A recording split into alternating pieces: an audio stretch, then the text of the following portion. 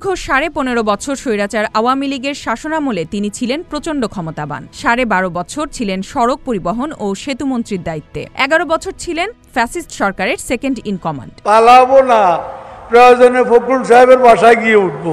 কি জায়গা দেবেন? রাজনীতিতে কর্কশ এবং কুরুচিপূর্ণ কথাবার্তার জন্য সবাই তাকে উপহাস করে ডাকতেন কাউয়া কাদের। এখন কাদায় আটকে যাওয়া গরুর গাড়ির মতো আটকে গেছে।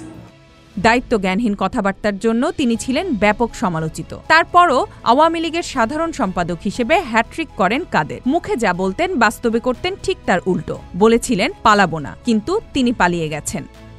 কেউ মনে করবেন না অপকর্ম করে পার পেয়ে যাবেন। সবসময় কথা বলতেন দুর্নীতির বিরুদ্ধে, অথচ ১২ বছরের সড়ক পরিবহন ও সেতু বিভাগ থেকে লুটেছেন ১ লাখ কোটির বেশি টাকা। তার মন্ত্রিত্বকালে সহজে বরাদ্দ ছিল ১,৬৯,৪৪৯ কোটি টাকা। এর মধ্যে ১,২৭,০৮৭ কোটি ব্যয় হয়েছে নির্মাণ কাজে। ১৫টি ঠিকাদার প্রতিষ্ঠান মোট ব্যয়ের ৭২% কাজ পেয়েছে। এই ১৫ প্রতিষ্ঠানই কাদেরকে নিয়মিত কমিশন দিত। পালাবার পথ নাকি খুঁজে পাবে না।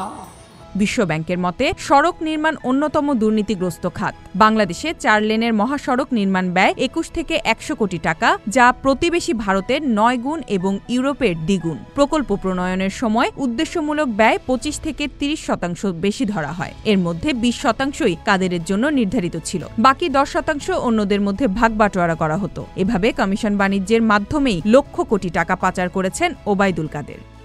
Z news, Dhaka.